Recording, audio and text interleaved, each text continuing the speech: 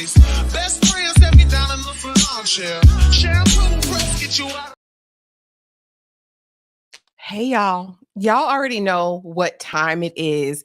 We are back to talk all things House of the Dragon, Season 2, Episode 4, The Red Dragon and the Gold One. Listen, we have a lot to talk about. I'm going to bring the panelists up. You know them. You love them. Let's get them on the stage, and let's get into this episode, starting with who was here first, where you can go for all of your cosplay and book needs, right? See the superior. Welcome, welcome, welcome. How are you today? Hello, hello. I wish I could say hello and hi Valerian because we got a little bit more of that this episode. But I'm doing great. Very excited to talk about the episode and my boo Eamon because he's suddenly becoming one of my favorite characters. Oh, But yeah, I'm happy to be here. okay. Well, I hope when you learn High Valerian, you learn it better than Aegon. Okay, that's my hope and my prayer for you. Next to the stage, we have Kay. How are you doing today from the Fifth Wall and Horror and Hooch podcast? How is your day, friend? How you doing? How you doing? It's been a long day. It's been a long day, but I've been waiting on this part of the day because we got to talk about this one.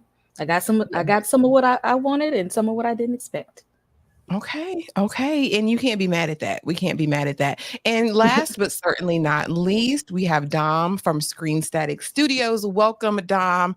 How are you doing today? I am good. This is definitely the highlight of my day because I could not wait to talk about this one. So I'm ready. Listen, it was a real episode, and so we're not going to waste anyone's time. If you guys are new here and haven't subscribed to any of these lovely creators, please go over, please like, share, comment, do all the things so we can get this live stream pushed out to as many people as possible. But y'all,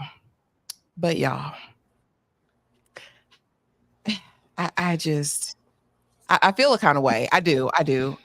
I was in here. I'm not a cursing woman, right? But if I was a person who said cuss words, I think I would have said some real cuss words last night. I'm going to start with you, C. What were your overall thoughts of episode 4? All right, overall thoughts. I'm glad we got a little bit of, meaningful demises, I'll say, this episode. It was time. Some people need to go, and I'm not talking about the little itty bitty kitties, God rest their soul. I'm talking about someone that, we've become attached to and, get a little bit of, insight on. I enjoyed this episode. It was nice seeing the action, nice seeing the stakes. No notes. I really enjoyed this one. Okay. Kay, what did you think of the episode overall? Oh, well, I said all the curse words for you, Ashley. I'm just going to let you know. I said all the things, okay? All of them. I think it was a really good episode. There was a lot of elements, and there really wasn't any slow parts because every part of the show, it meant something. Like every little piece of it, there was like just something there that we needed. So we need more episodes like this one. Okay. I got back the Game of Thrones feel with this one. Okay. A lot of people said they were on their way out, but this episode pulled them back in. Dom, overall thoughts. What'd you think, sir? No, this was the episode we needed. We got progression on the story on like every front.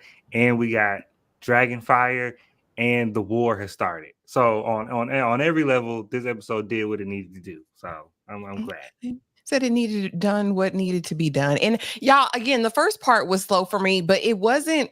I guess it really wasn't slow. But Alicent pisses me off so bad. And the curse in Harrenhal, just those two elements really kind of irked me a little bit. So that was probably my thing. But like I said, by the time we got to the 30-minute mark, I was completely invested and excited to be here. Okay. Roderick says, RIP to the queen that should have been. Listen, true Targaryen, long live Rhaenys, period.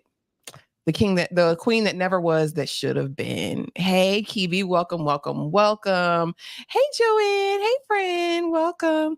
A says, sending love and respect to the queen who never was, the realest wisdom on the show. Rest in peace, Rhaenys. Yes. Amy says, I will definitely miss Rhaenys and Meleys. Yes, absolutely. I will miss the dragons. Ah, needless. I read the book and I wasn't mentally ready to see Rhaenys and Meleys' death. Well, Patty says, Allison drank the moon tea. I was screaming, hypocrite.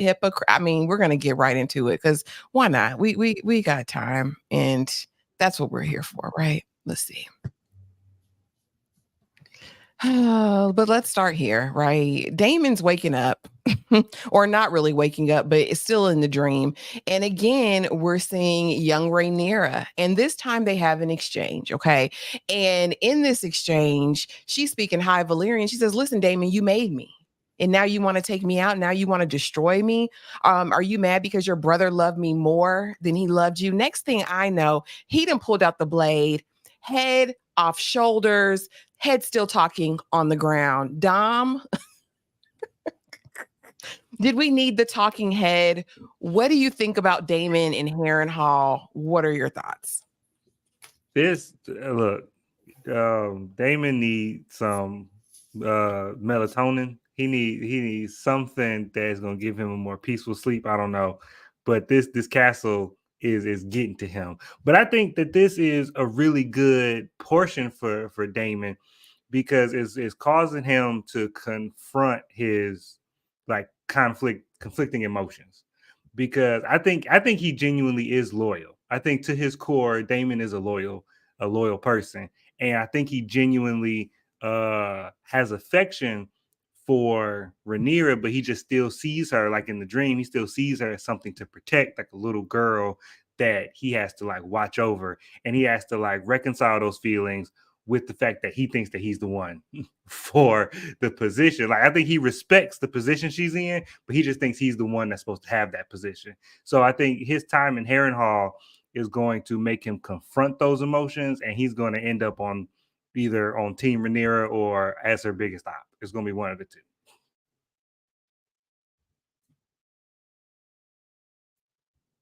I totally agree because he felt like that. And they had a conversation, you know, when she says, "Will you serve me? Well, are you going to basically bow down?" And he was like, "I should be king.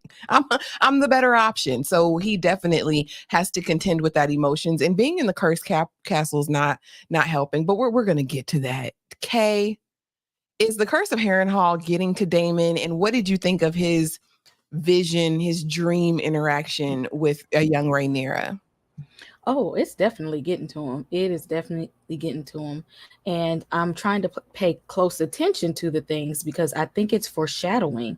And we know that within the Targaryen family, a lot of them do have like the gift of sight. They have a lot of visions, and it doesn't, just add that their family is generally very open anyway within like their third eye.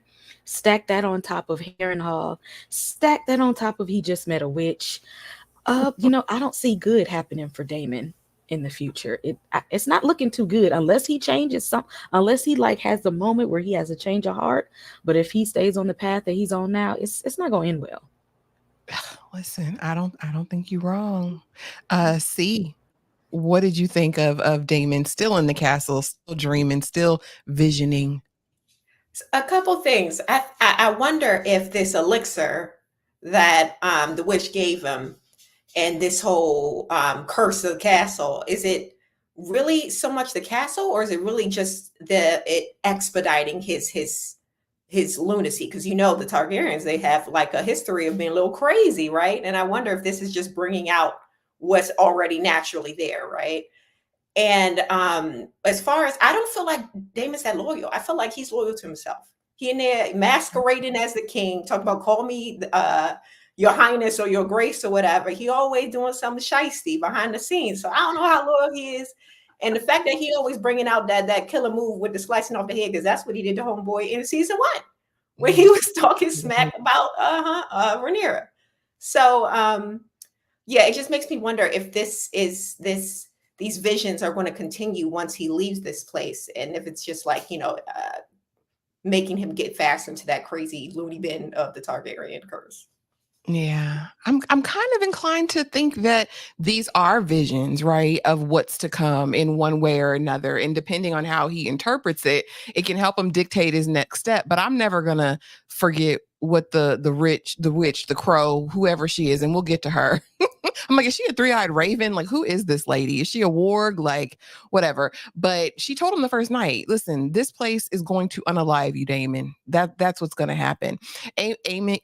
Amy says Damon's visions are something else and they are right to his core. Okay. Okay. We've got some book readers in the chat, right? So you mean to tell me he'll deny a nutritious meal but guzzle the lean? Go ahead and stay in the trap castle.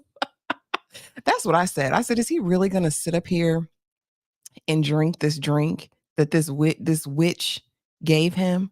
But Mhm. again, we're back on more dreams. Now, this one was so interesting to me because we see Damon, right? And he's walking down, and I'm thinking at first, oh, he's chasing himself. Like, I'm like, oh, this is deep, right? He's going introspective and he's gotta look out for himself. But he sees himself, but his self is Aemond with an eye patch. Kay, what did you think of this? What do you think this means for the future? They've always been kind of parallel to each other. If you think about it, like Aemon is also the second brother, like Damon. So technically you wouldn't be entitled to the throne, especially if the king has a son. Aemon is he's the all you got to do is say, let's go. Let's go. Just like Damon, both of them ready to fight. Both of them will ride their dragons and do what needs to be done. There's a lot of parallels between the two, and Aemon is just becoming more and more like Damon, and I think Damon needs to see that, because maybe if he sees it in somebody else, he'll know what it looks like on the outside, because I don't think he knows how bad some of the things he do is sometimes. But maybe if he looks at Aemon's behavior, he can kind of see like, oh yeah, that that might have been messed up a little bit. And they both of them were responsible for the death of a child. Like, they're so similar. Yeah, they do mirror each other, right? And so I just wonder what it means. I mean, is there a battle looming? See, I'm coming to you next. What do you think their fates are going to mean to one another down the road? I hope so. I hope there's a battle coming, because if we being for real, he don't want another Vagar. He don't want none of Vagar. So let's not even fake. When we first saw him, I thought again he was following himself until I saw that little extra inches he got. Because you see, he had a little shoulder length as Damon, but he got little extra inches as Aemon. And the eye patch, they like Kay said, they do very much mirror each other. But I'm interested to see to what extent. So yeah, this was a very interesting scene. I enjoyed this one. Okay, Dom.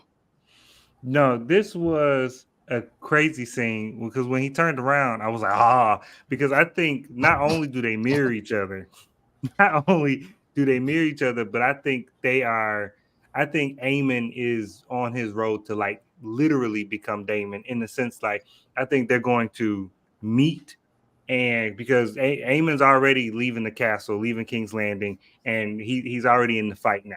So I think they're going. I don't know if he'll end up in Harrenhal, and that's where they'll meet. But I think that they are going to meet, and I think the new overtakes the old, and I think Aemon and Damon come to a point where now Aemon is actually going to turn into the new Damon.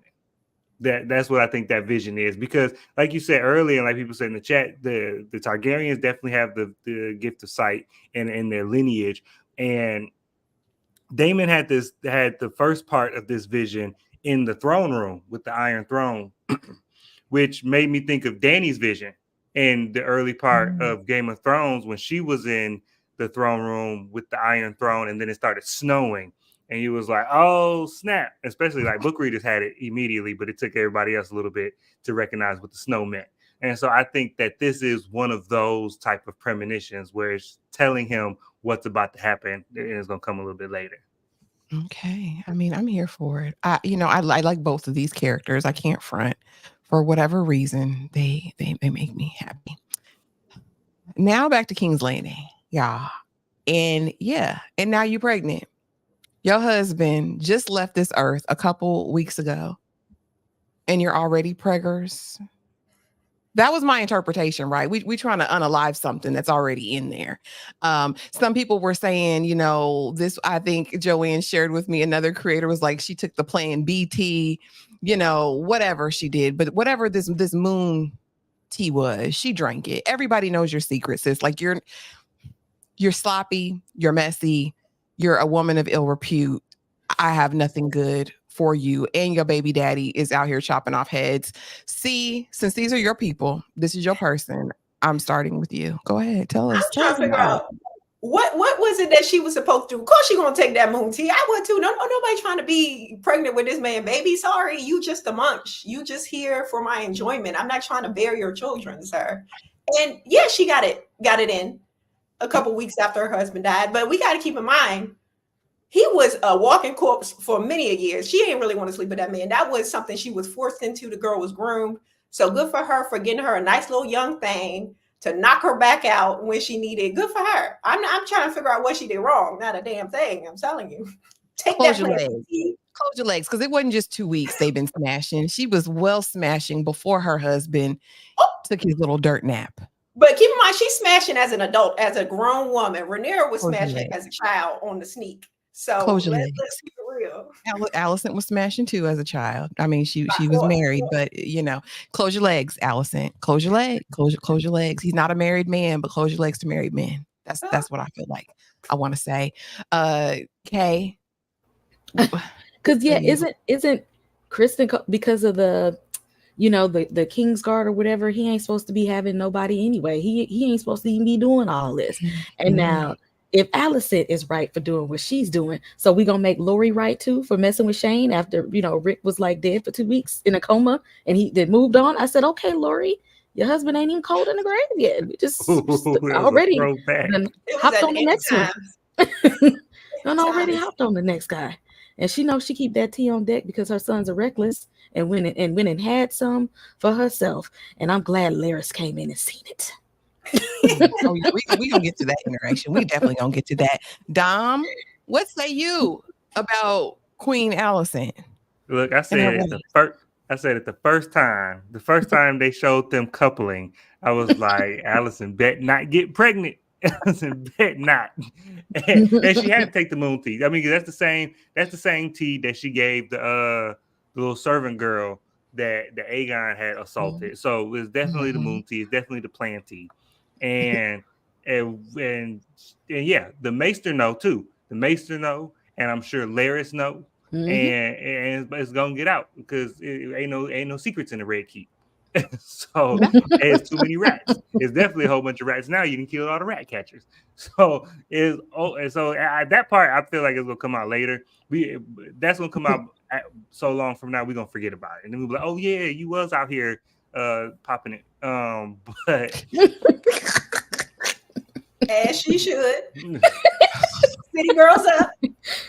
Well, my thing is this, y'all. Because you sloppy too. You're not only raggedy, but you're sloppy. All right. Because here's the thing. If you gonna get it in, if you're gonna bust it wide open after every draw leg and not make Sir Crispy Cole, Sir Coochie Cole, as Les Dog says, that was hilarious to me. If you don't make that man pull out, I know the pull out method was a thing back then. There are other methods. There are other ways to not be this messy. But again, everybody knows it's you. Shout out to the Grand Maester, though. This black man with good sense, okay? Because he comes in, drops off the moon tea and says, listen, do you need me to see about the young lady? Because, it's going to come with stomach pains, all of those things. He said, no, I'll watch the young lady seriously. But before he leaves, Allison says to him, I just got a question for you, Grand Maester. You knew the king. And he says, yes, I knew the king. And she says, do you think that he really wanted Aegon to rule? Did he ever tell you that? That man said, he ain't never told me that. I don't know what you're talking about. That's sorry to that man, but he has never told me such a thing, and dipped on out of there. This is what I call a strategic, smart black man standing on business in King's Landing. I loved everything about the interaction. Then we see Laris come in, knowing all. right? And I said it in my recap that if he would have asked her to take off these raggedy medieval kitten heels and deal with her feet in this moment, I would have fallen out. But no, he was very much there for her in her time of need, watching her study the histories, because now she feels like she needs to open a book. You had 15, 20 years in the castle and ain't opened a book, and now you want to read all of a sudden. And so he's like, the king and da-da-da. And they have this deep kind of conversation about, what Viserys wanted, his intentions, they died with him. Whoever wins, that's who's going to set history. And I thought that was a powerful moment. Kay, I'm going to start with you. Talk to me about it. What you think? And then she over here acting like she had an attitude that she was pregnant. Ma'am, you was out smashing all through the castle. Why are you aggravated and annoyed? You knew you was fertile. You already know. You already have children. So I don't know why this was like a whole new thing. And then you all, she ain't even the best of being secretive. She can't even hide the fact that she's sick. I mean, we might as well tell the world. You're not doing a good job. And then you let the wrong one come in here and find out. You let the wrong one see you. So either she gonna owe him something, or he gonna use this information to get something from somebody else. You know he gonna use it, and we're gonna get into Larys later because I have questions about his nature and his intentions. Dom, talk to me. Tell me about it. What happened here? Look, first of all, this black man has been in corporate structures for a long time. He know exactly what to keep his mouth shut. He's like, my name is Bennett, and I ain't in it. I ain't in it.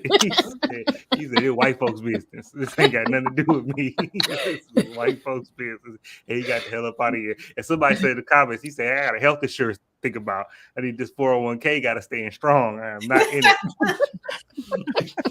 it.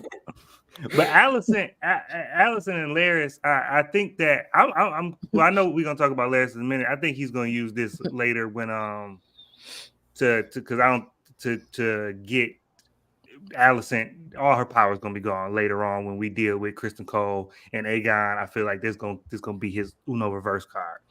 But the feet thing, I think the feet thing's done only because we haven't even alluded to it since then. I think once he became like Master of Whispers or whatever he is, Master of Whispers, and he like is now in Aegon's left pocket, I think that deal is over with because they don't even allude to it anymore, and he just be showing up. But he need to be put on the wait list. He can't just be popping up in my room. That's what we get her messed up. You can put him on a wait list. He need to make an appointment. this just no knock entry is what's fucking you up. So you gotta stop it. See, what say you? I think this scene was very telling. One, like you said, the black man, he knew when to keep quiet. Good for him, because you don't want to be wrapped up in that, without needing to be. Secondly, we see that Alicent questions what she thought to be true. That again, this whole time she thought that her husband decided to pick Aegon, right? And we know that's facts because she, even in the quiet of her own room, she's questioning it. She's asking the servants, do you think that he really do this? So she's going back and forth, or whether or not what she believed this whole time was true. So that tells us this whole time she was standing on business, what she believed to be true. We also see that she took the plan B, and he found out it was very messy of her to leave out the evidence, but she only been with two men that we know of is the king and Cole, Crispy Cole. So she ain't like Rhaenyra out here smashing everybody out here in these streets. She doesn't have the experience to know when to cover her tracks. But I do love that she is, I think I said it in the first episode, that she doesn't have a voice, and I can't wait for her to find her voice. And I feel like she's finding her voice slowly but surely, which is why she's able to kind of go buck on them badass kids a little bit in this episode. She's kind of, able to make statements at the table early. I think in the last episode, she was saying what she believes needs to be done and how there's a war coming, unfortunately, which is something that she doesn't want to happen. So I love the evolution of Alicent, and I can't wait to see what happens in the next couple episodes with her. I agree with Shameen. She's trying to find that prophecy. She's trying to see if Rhaenyra was really the only one to know of it. No, that man, heifer knows how to be sneaky. She knows how to be sneaky and she knows how to be abusive to her kids. And we're going to get to that. I didn't think that was fine in her voice. I think that was sending an already jacked up child over the daggum edge. But y'all, we're gonna cover it. She's a terrible mother. Now that we have Larys here, right? Larys has planted seeds of doubt with Aegon earlier in this season. Now he's there, he reading let's be serious. Larys and his clubfoot sat in Harrenhal and read all the histories.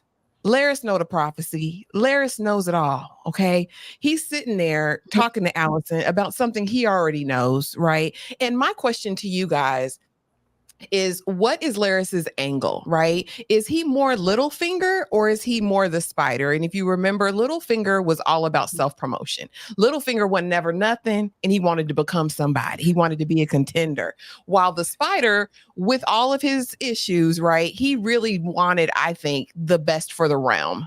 His motives were completely altruistic. They were about the good of the whole. I mean, he'd cut you up individually, but as far as the realm, he wanted it to prosper and go forward. Dom, I'm going to start with you. Who is Larys? What's his angle? Larys is unequivocally Littlefinger because, like you said, Varys was for the good of the realm, and he would take off a toe to save the body, but that's what the point was. He only gonna cut off the toe if it's gonna save the body. Littlefinger is just gonna be whatever gonna get me to the end game, because Littlefinger was really just about what is gonna amass me the most power and influence, and that I think is more aligned with Larys. I do think Larys has a specific goal. I don't think it's just about amassing power and influence. I do think that he has a specific goal in mind or a specific thing that he's after. I don't know what it is yet, but I think he's moving all these pieces in place to get into a specific, I don't know if it's to get revenge on somebody or if it's to get a specific seat or a position of power, but I think he has an angle like everybody, like how Game of Thrones, everybody wanted the Iron Throne and everybody was moving and shaking to get there. I don't think he's trying to get to the Iron Throne, but I think he's doing those same machinations to get to a specific spot. And right now, ain't nobody even hip to him. Nobody's paying attention to him. Nobody's seeing how this man is moving. And the only person that got this man's number is the dude in Harrenhal, who was like, we ain't had a fire here since they built this castle, but all of a sudden, these two dudes burnt up in this room. Yeah, okay, he can't come back here. And so I think Larys is moving pretty swiftly right now. Listen, Sir Simon says we know who Larys is around these parts. See. I agree. He's definitely Littlefinger. We see he's been trying to ease his way up to be the hand, the king. He's trying, whisper a little something in Aegon's ear, whisper a little something. Whoever he need to whisper to, he's gonna do it in order to elevate his status, child. Okay, and he's using this whole, his disability and his sneakiness to do it. That's what it is. He's very unassuming, and that's what's going to be his. That's what has been his key in. And I don't think that he has anyone else's betterment in mind other than his own. Definitely Littlefinger. Okay, Kay, what say you? See, I see something else in Larys. I see a little something else. I see a little Tyrion in him.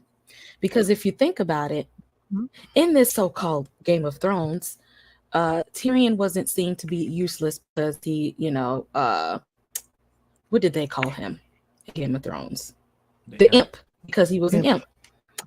And now Larys isn't that useful because of his club foot. And if nobody has use for you, you have no need to be wealth. You have no need to be sitting at the council. You're not going to be good for war. You're easy to kill off. They're not going to hook you up with somebody to marry.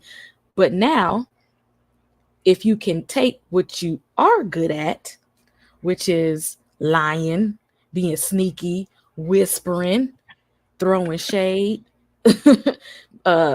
be conniving, you can find a little bit of power to where somebody thinks that you're worth something. And then they'll keep you around a little bit, keep you around and protect you. So I see a little bit of that.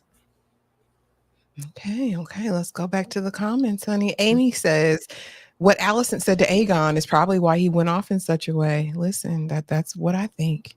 Kibi says, come on now. 2v3. Allison ain't too far behind with her stats. See?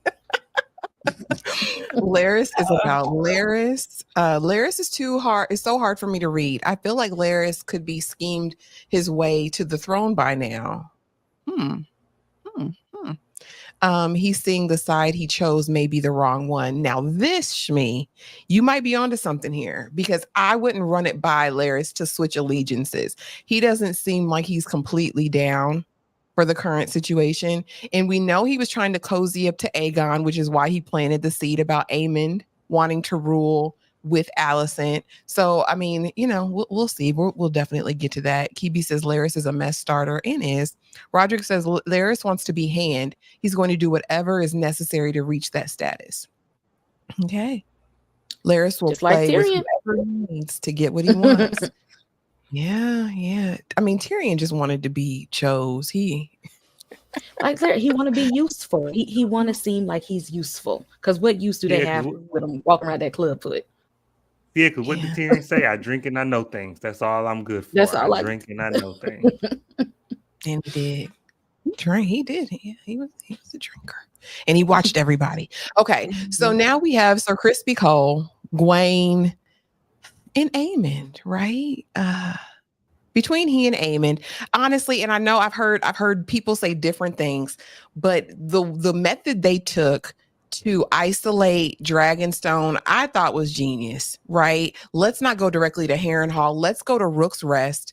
Let's get them. So then they're locked in land-wise. Nobody can get to them to help. We have all of these other bannermen from these houses because once we take over and they swear fealty, they're on our side. But y'all, it was ruthless. I mean, when we see the scene with Sir Crispy Cole on that mountaintop with the man who won't bend the knee, it gave me Ned Stark, but not in a good way. It gave me like a evil zombie Ned Stark. Okay, when I saw Crispy up there with the blade, and the man was like Kingslayer, or what did he call him? Kingmaker is what he called him. And he said, "You're going to end this way. You're going to end this way in kind." And I was like, "Look at him being prophetic out here in these streets. When is it going to happen?"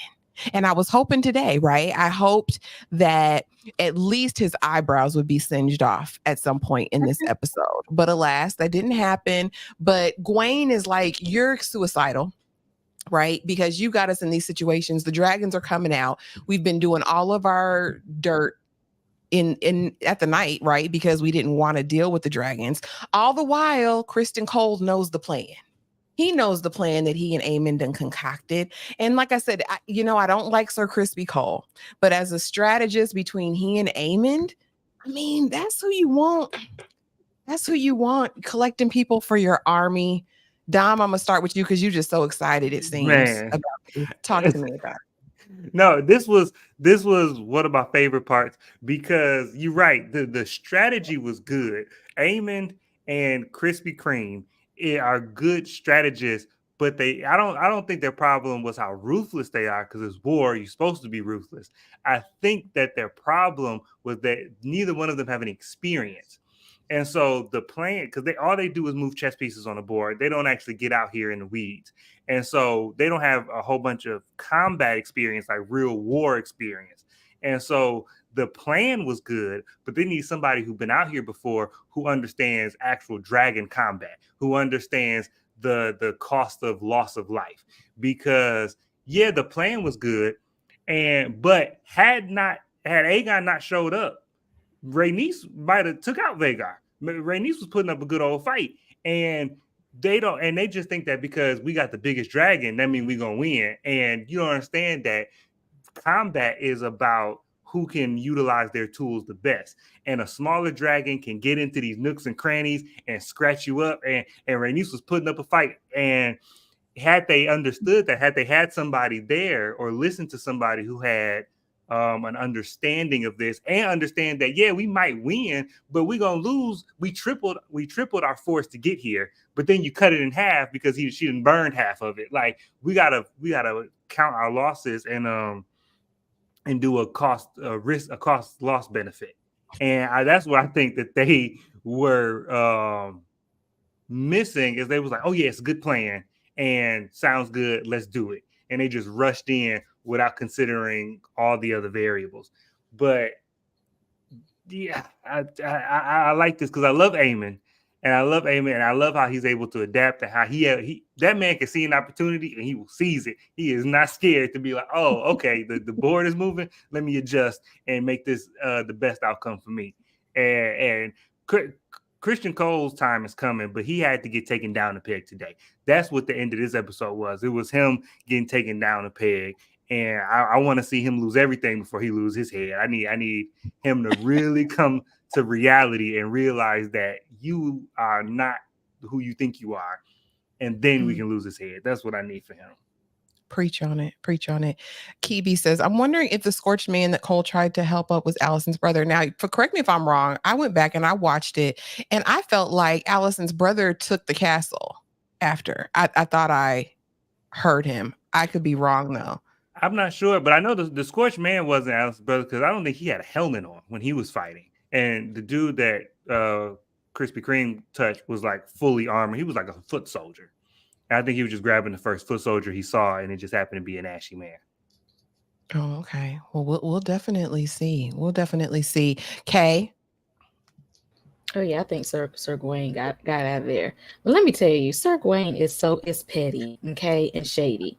So when they was talking about the plan, Sir Gawain was like, you ain't from there. Like he letting him know, like we know you from the bottom, okay? We know you're not highborn. You don't know these areas like I do. So stay in your place. Don't get ahead of yourself now, because you know you really ain't got the power. And Sir Krispy Kreme be having to go do a little extra because he's still a little salty about that. That's why Rhaenyra didn't want him, because he's not highborn. That hit a soft place with him. It hit a soft place. I need Sir Gawain to stay around. Okay, this is what we need. A little bit of shadiness around, because ain't nobody telling Krispy Kreme about himself.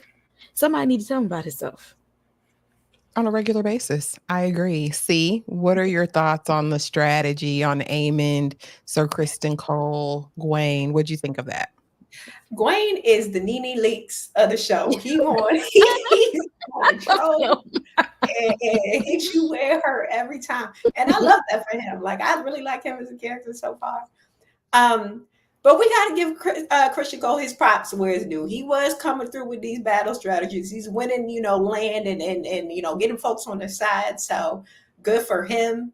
I do think that he does have a little bit of experience with these battles. When I think in season 1, when he came to fight in that tournament, he was already like some sort of knight and battle tested to a certain extent. It's really Aemond, that doesn't really have no battle for real. He's just on that big dragon and the big bully in the Sandlot. But yeah, I can't even be mad at Christian this episode, because he was doing what he said he would do. He's the muscle, right? He's not the thinker. Like I said before, he's there for the muscle and he's good at that job. He just doesn't need to be the hand, because that ain't his, that isn't his calling. That isn't where he's blessed in. Ministry. Yeah, that's not his testimony. But yeah, I'm glad he got a little bit of he saw. I think this is the first time he actually saw a battle of dragons, and that just completely. I can only imagine how that would look, being on the battlefield and realizing how useless you are as a soldier once the dragons come into play. So it's Krispy Kreme couldn't do nothing when them dragons came out. He ain't have no strategy. Right. He just saying whatever come to mind. He ain't had no backup plan, and that's where he failed. He had no plans for when the dragons came out. I want to know what he's gonna do about Alicent when she finds out her child gone on his watch. It'll be interesting to see. I'll be here for that. I hope the tea ain't work. Roderick says Gawain is Otto's snitch. I think he will be seeing Otto back in King's Landing pretty soon after what transpired in this episode. And thank God for that. Cooler heads need to prevail. I miss Otto, if I can be honest with y'all. He was the only one on the green side acting like he had some part of sense to me. Now, child, we on the water. We on the dock of the bay. All right. And Rhaenyra rolls up to Alan and is like, baby, you so fine. I didn't know you were so fine. And you saved my husband's life. Your mama must be beautiful. And I said, his mama must be beautiful.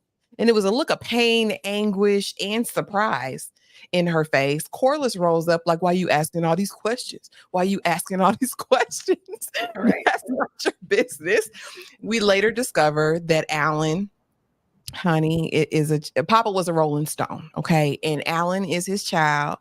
And she says, which kudos to Rainey's, because how many women would do this? If Caitlyn could have done this. Oh my God. That bitch. I still hate Caitlyn to this day. Caitlyn, whatever her name is, Raggedy Heifer. I still can't stand her to this day for how she did John. But anyway, I digress. But if she had been a little bit more like Rainey's and said, it's not his fault what you did, how he got here, give him his titles, his lands, all of that thing. And so in this moment, I'm like, dang, well, maybe Corliss will legitimize his son and give him a name. You know what I'm saying? Give the man a name. Kay, I'm gonna start with you. Corliss been tipping and dipping. What did you think about this interaction and this scene? No, Corliss, we had faith in you.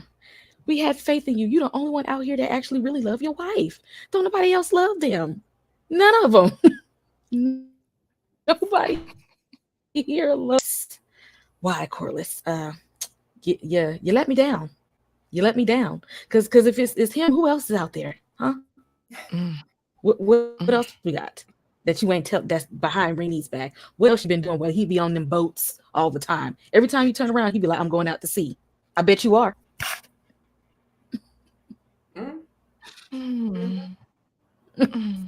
See? So at first, I was telling you guys before the show, I thought she was trying to put the moves on Homeboy before her husband came out. I was like, oh, she about to get caught. She trying to talk about how sexy this little young man is, trying to get her a young thing. But it wasn't until you guys pointed out, like, oh yeah, that's his son. And honestly, I'm not even mad at Corliss because, yeah, he cheated, but he a good man. He a good man. He out here on the 7 seas. That's a good man. That's a good man, Savannah. He treat her right. And you never know. Maybe they had some sort of agreement. You know, he out here doing his thing. She doing her thing. They come together and have this beautiful relationship. Whatever works for you, I'm not here to judge, is working for them. Okay, good for them. But Rainey's, the hair was swinging. The hair was moving. Whoever did the wig this episode did the dang thing, because actually had some movement in its synthetic wear. That's what I want to know. But yeah, I feel like Corliss, he doesn't have much. I feel like he's more loyal to the titles than he is to his own like blood, because we see how he's not trying to give what's her name, Vela, any kind of anything. And the way he was, you know, so quick to accept the bastard children of Rhaenyra without really, you know, popping an eye, it just speaks to me that why is it that you're so loyal to this family who's not your blood and is masquerading as that versus a child who clearly is your child and you know it. So it's weird to me. I don't know what's going on, but he definitely got himself a sister on the 7 seas. That is definitely 100% sister, whoever his mom is. Well, and that's the thing, right? Because in Game of Thrones, we talk so much about the blood being pure, right?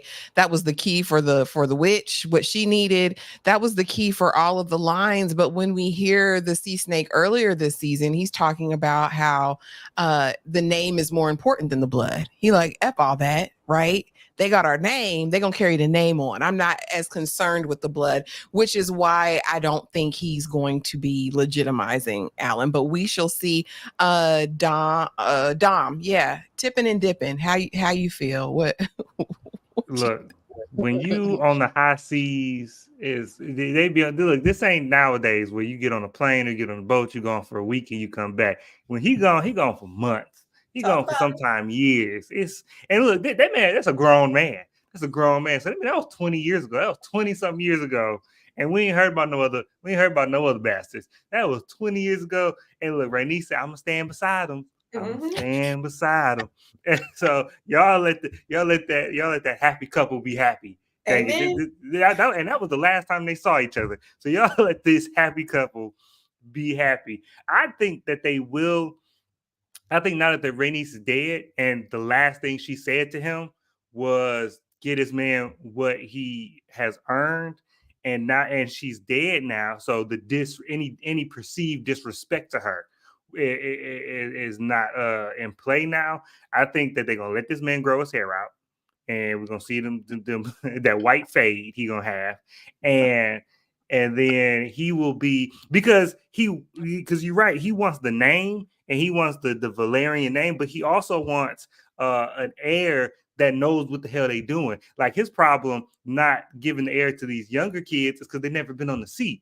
Like they don't know anything about the sea and they really not interested in the sea. But here you got, but Corlys ain't a young spring chicken. Like he ain't got but a couple summers left. Well, I mean, he got a few summers left, but he ain't got time to be starting over.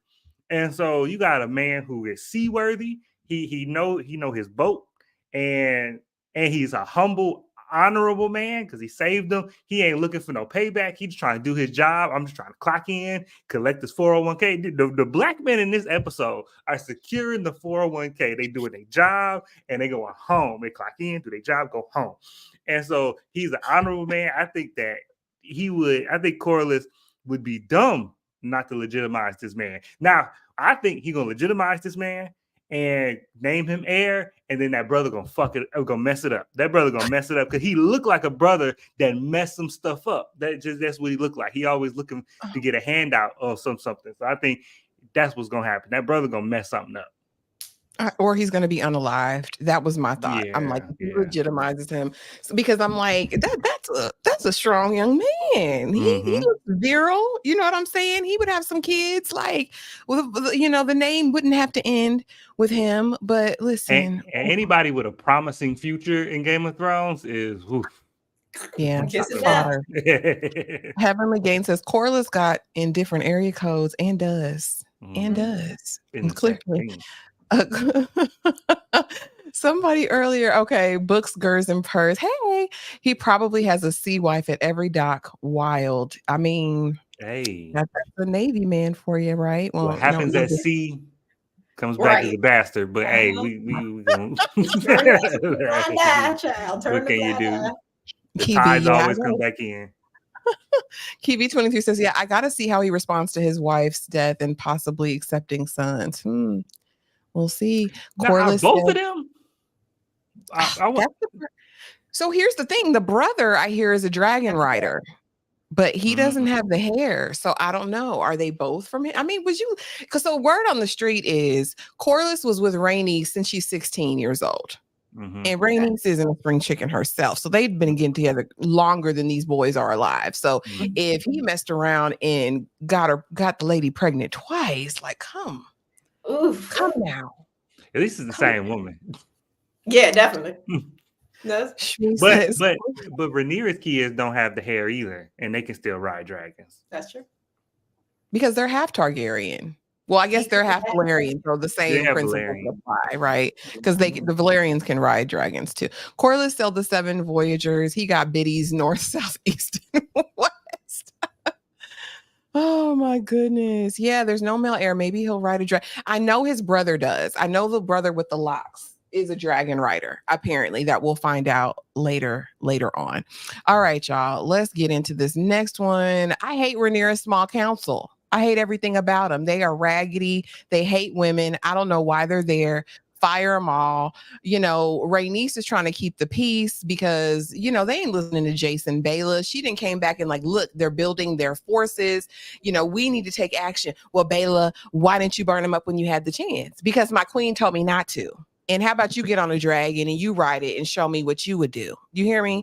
And they steady rapping. And so Rhaenys finally steps in. It's like, I'm trying to maintain the order. And they say, Princess, why should your word hold any more sway than ours? I'm like, y'all are some women hating people. And they said, well, she haven't even made you the hand. I told y'all, Rhaenyra, instead of doing her little side quests and missions, set some order at least before you leave. You hear me? Make Rhaenys the hand, give her some authority, empower her. And so they're steady rapping, honey, until the sea steak comes in. And it was a tent hut like, all right, sir, yes, sir. And he's like, are we gonna sit here arguing while the world is falling around us? And I mean, Corliss got some authority. He walked in some power and authority, and I liked that for him. Kay, I'm gonna start with you. What'd you think of the small council, and what'd you think about this whole situation? The small council been trashed since Damon been sitting there. Okay. If Damon was there, they would have been all with it, whatever they said. They be just riled and ready to go. That's Damon's small council. That ain't Rhaenyra's. They here for his foolishness. And Rhaenyra know what type of people that she left them with. So that was wrong of her. Because she knew they was a little off because she could barely control them. But I mean, you know, Corliss came through right here. He came through. I was so glad. Walked in and said, I'm sitting okay, because I dare y'all to tell me what to do. You know, he got the points back. I almost didn't like him a little bit, but then he came in. I was like, okay, we cool again. We cool. Yeah, I was here for the sneak steak. I said you could go in there and walk, get your swagger on, looking like you smell good. You know what I'm saying? He just one of them old, refined, dignified silver foxes, and I'm here for it. See, talk to me. I agree, because even his wig was giving in this scene. I said, okay, yes, Big Daddy, come in and give you a little 2 cents. Get him in order. This is why she turning a blind eye to these kids, because that's her man. You know, he going to protect her and stand up for her every time. And we love to see it. Yeah, this is definitely this circle of the council, definitely the She Man Woman Hater Club for sure. And I feel bad for Rhaenys because clearly she's the most qualified in the room, right? And she would have been a great leader. And she's stuck behind the shadow of old ranky, nasty old Rhaenyra. It's a shame, man. It's a shame she just got to work with what's been given. But again, Corliss giving him his flowers. Yes, come and stand up for your woman, his wife. He said, don't you talk about keep our wife name out your mouth. We love it. Dom, what say you as the man on the panel? What say you? And look, when a real man come in here and put that bass in his voice, let's get the movie. Yeah, I wish you would say something because I'm gonna do something. I'm gonna touch you. I wish you would do something. No, and at the moment, so when this episode started and in the beginning of this season, I was like, well, maybe Rhaenys will be the hand, and she definitely, I think, deserves and is capable of being the hand. And then, but when he walked in, first of all, when they threw it in her face, when they threw it in Rhaenys' face that she wasn't the hand, and then Corliss came in, I was like, oh, Corliss is gonna be the hand because Corliss is because Rhaenys and Rhaenyra are two on the same side of things, and the hand needs to kind of be like the vice president in the sense where like the queen is kind of this kind of disposition, and the hand can do some other things that the queen can't do. And I think Corliss, one, he can control the small council, and this council isn't that wild. Honestly, this council isn't that much more wild than Aegon's council. They just a bunch of men that are more self-centered than anything. You just need somebody who can corral them and somebody they're gonna listen to. And when Rhaenyra there, when she's present and accounted for, they move like she want to move. She just every time they act wild, it's because she ain't there, and she didn't. And like you said, she didn't put any systems in place for stuff to be taken care of when she's not there. So she's not a good delegator. And so she need Corliss there. Go and put the pen on his chest. And he got time now because he ain't got no wife. And so and he finna legitimize this bastard so he can take the tides over. So he gonna have time. And he already got the largest fleet. He got the most power in there anyway. So that's who you want making your decisions when you're not there anyway. He's got the coolest head. Corliss need to be the hand. And Rhaenyra needs to stay her ass in Dragonstone. And if those two things happen, shoot, not that the king is country fried crispy. Shoot, this war shouldn't be that hard. I'm just gonna tell you, this war shouldn't be that hard. I mean, I don't know. You're not wrong. So Rhaenyra brings her stale tail back home after an unproductive mission that we all knew that they did for the viewers, okay? Because silly. I stand on what I said. before I take it back, I'll add more to it. Ain't no way she should have went with one companion to King's Landing. And Jace as much told her, you know what I mean? Told her as much. Jace is pissy at her because he's like, Mama, what are you doing? You're doing the absolute most. You're not here when we need you. It's messy. Of course, everybody is standing in full alert when Rhaenyra comes home. She tells them what she did.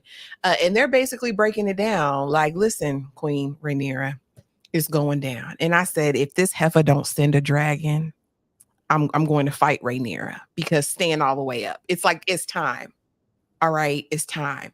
And so they're talking, and she's like, they think I'm, cautious, too cautious, but I just had to go and make sure that there was no route to peace. But now that I know it, I'ma go. Rhaenyra, shut up. There was no way in the world that you were going to be able to go. Like, the stuff like that is what pisses me off. Well, I don't want my dragons out there on the battlefield while I'm in the coziness of Dragonstone. Girl, who cares? And so, of course, we know in this moment, Jace want to go. I'll go, Mama, I'll go. And she's like, Jace, you can't go. You the heir apparent after me. Also, I done already lost a child, so there's no way you can go. So who volunteers? But Rhaenys, which we knew was inevitable. And I was saying in this moment, don't take Rhaenys. Don't take her. Don't take her. I wanted her to stay. But this is what we saw. Dom, I'm going to start with you. What did you think about Rhaenyra's return and the plan? Rhaenyra just does. Rhaenyra is kind of similar to her father in the sense that I used to say in season 1, I was like, Viserys is a good man. He's not a good king. And I feel a lot of the same way about Rhaenyra. Rhaenyra is a good person, but she's not performing as a good queen at the moment. And I think even in Game of Thrones, somebody said that Jon Snow was hard for a good person to be king. But now that she has went through literally every step she could, and she's sure that there's no other way to get peace, because now that we know Alicent is delusional and there's no pulling him back from the brink of war, that she knows now this is the only way to unite the realm is I gotta win or I gotta die. And for a second, I thought that she was gonna go. I thought she was gonna buck the system and just take her dragon and go. But also she needs some. Daemon need to be here, because she needs some dragon strategy. She got ground troop strategy around that table. Somebody who need to be dragon strategist, because if I'm gonna send one dragon, I'm assuming there's gonna be another dragon that pop up. I don't know why. They got dragons too. Everywhere I go, I'm assuming it's a dragon. To me, and they got the biggest dragon. So I would send Rhaenys because she's the most battle tested. Send Rhaenys, but then I'm gonna send probably Baela. I would hate to send Baela, but I'm gonna send Baela, and she gonna do the perimeter. She gonna do the perimeter, and she gonna fly around and look like, hey, because we ain't got we don't have cell phones. Raven's too slow. If she ever need backup, we not gonna know. And so Baela been doing surveillance this whole time. Send Baela to do surveillance, and look, like only engage if it's absolutely necessary. Because if she did that, then Rhaenys will go back home to her good black man. But because we ain't had no dragon strategists in the room, that we just thinking that we're gonna send one dragon across the bay and that's gonna be it. But they got the biggest dragon over there. I'm assuming everywhere I go that mug is sitting in wait. That to me was amateur plan. Like the fact that Daemon and Christian's plan even almost worked, to me is amateur hour over there on Team Black. That's why Daemon need to come on back and talk some sense into somebody, because Rhaenyra was slipping. And that's where I think Rhaenyra is going to continue to slip. If she's going to be a good person, she's going to always go the moral route, and she's going to be a good person to rule. She'd be a good peacetime queen. She would be a great peacetime queen. She's not prepared for wartime, and until she showed me different. I know. Beyond further, I mean, people on the panel might disagree with you, but Rhaenyra does have a good heart. We've seen it demonstrated. Now, what do people do? That's something different. But Lord, I don't even want to. But I'm gonna go to you next, C, because I know you're gonna try to say something else. We done already went down on Rhaenyra, came down. I'm not gonna get too hard on her, but I will point the finger where it needs to be pointed. And Rhaenys' death is 100% Damon's fault. Y'all thought I was gonna say it's definitely Damon's fault because his old raggedy tail should have been at the castle, and she wouldn't have had to have gone out alone had Damon, who's battle tested on the dragon, had been there to do have the assist, right? She came out there alone.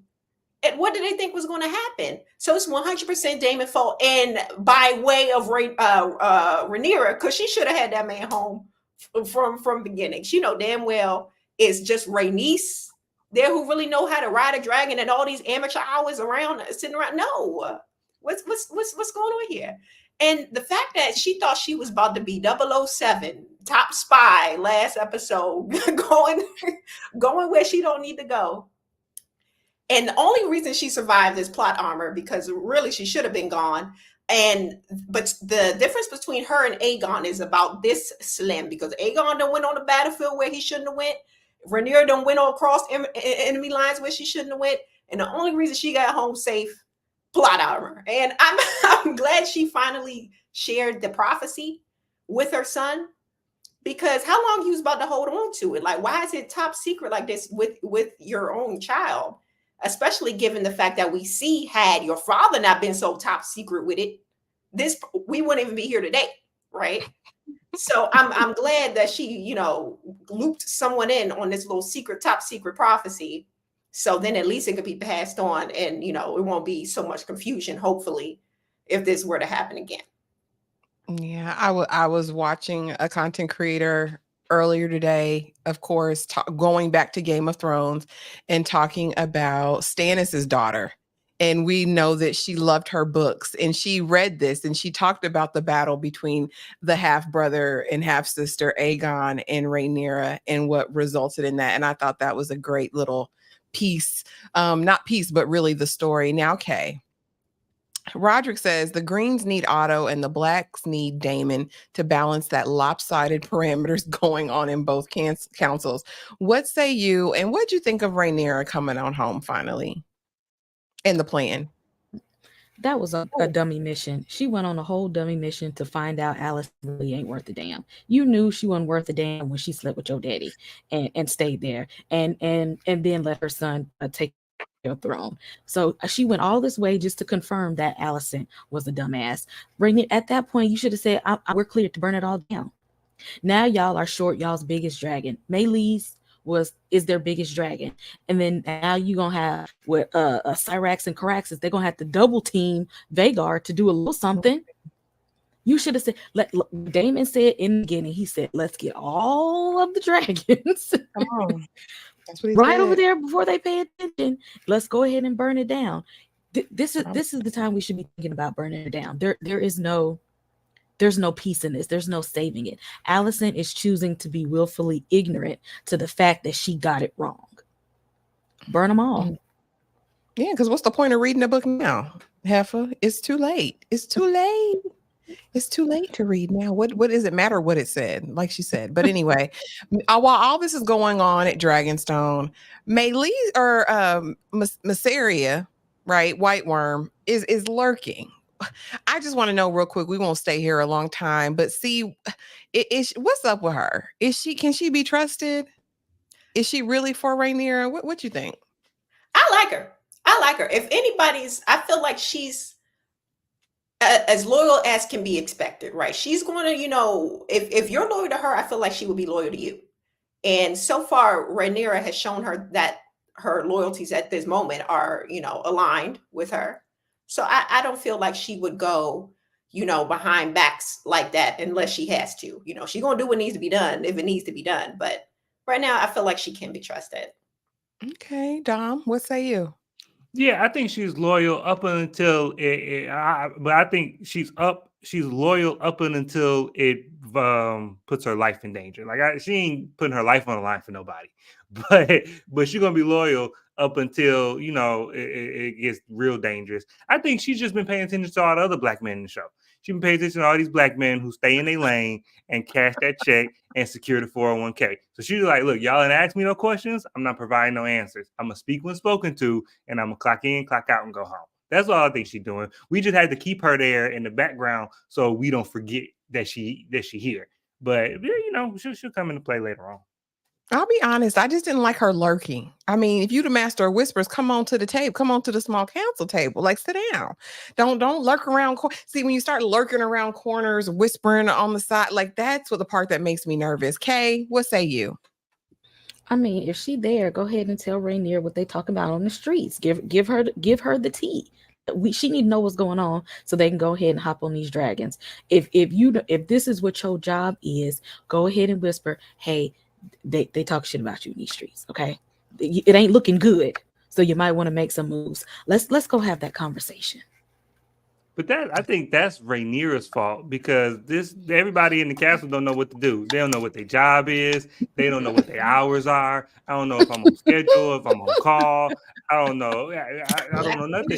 And every time Rhaenyra show up in the throne room, she only say 3 words and then she leaves. I want Aemon Targaryen. Leave. What we doing? I'm back. What we doing? And then leave. Like I need her to sit and actually rule for a little bit and put everybody, where's my seat at the table? I ain't on name tags. I don't know where I'm supposed to sit. So that's Rhaenyra's fault. She need to get her life in order and get her house in order so everybody know what they're supposed to be doing. I agree. And why she worried about the prince that was? I promise you're going to lose this war. I feel like, White Worm, she's supposed to be the master whisperer, so she doesn't need to be at the table so much because she's there to collect the tea anyway. She got to be quiet in the corner so she can collect the tea and whisper what the heck was discovered. If she out there in the open being non-discreet, people though, this is her team. You gotta watch everybody. And Larys sit on the small council table, and I think the Varys in Game of Thrones sat he was on the small council table. Well, I need to master whispers because I need. But she a woman. She a woman. We already know this is She-Man Woman Hater Club. She got to be on the side collecting the tea. Bayla's there. Well, Bayla Royal. This is a random woman of color. Right. If you don't sit in the back of the bus, a former, working girl. They ain't about to pay her no mind. She got to be in there listening, and that's it. Now, again, we knew Ray wasn't going to war herself, and we knew Rhaenys was going. So y'all are gonna see some slides just showing love to Rhaenys, the queen that never was but should have been. Meanwhile, at King's Landing, see, your king is unraveling. All right. He finds out that they didn't take Harrenhal. They go on a Rook's Rest and he's mad. And Aemond had to get up there and school him in High Valyrian.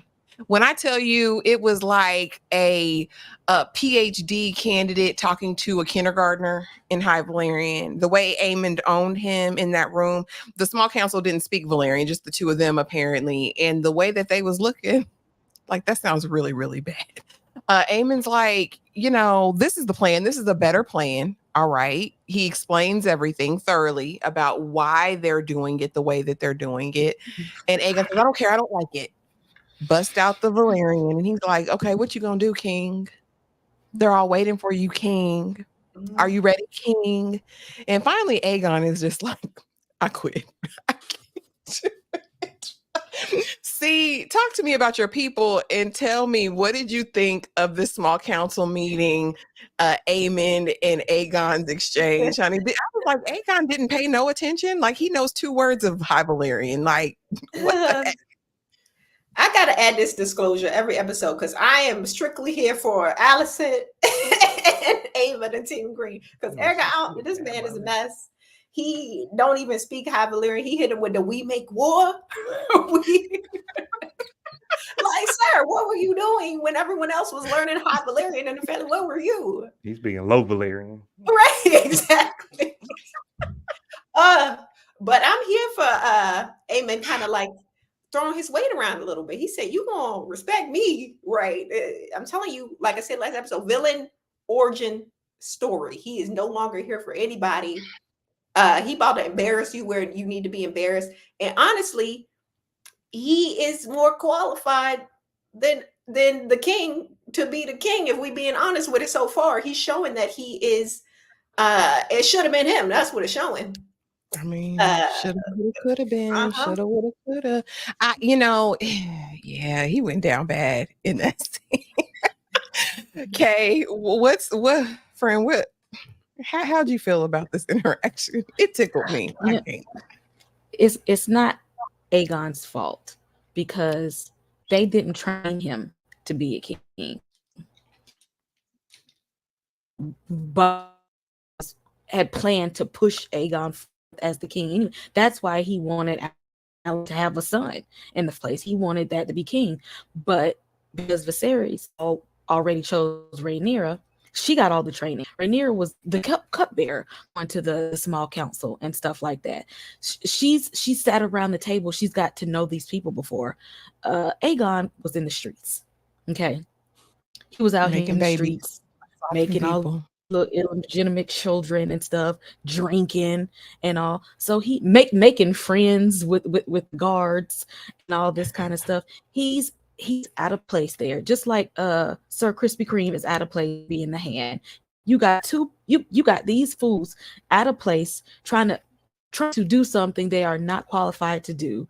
And Aemon is like, since y'all ain't got it, I'm gonna be the only strategist. Because I honestly believe that Aemon did not tell Mr. Crispy what he was going to do to Aegon, because he looked very shocked.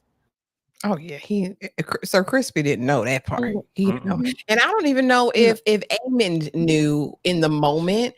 But like I told y'all last week, and I said I hate to be right, but didn't I call him Kinslayer last week? I just want to say it, because you don't get embarrassed like that with your little micro peen walking in front of everybody. You don't get embarrassed like that and don't want to get it back in blood. And then I went back to season 1, and Aegon would join in anybody who was making fun of Aemon back in the day. But I hate to see him go down bad like this. Dom, the king is unraveling.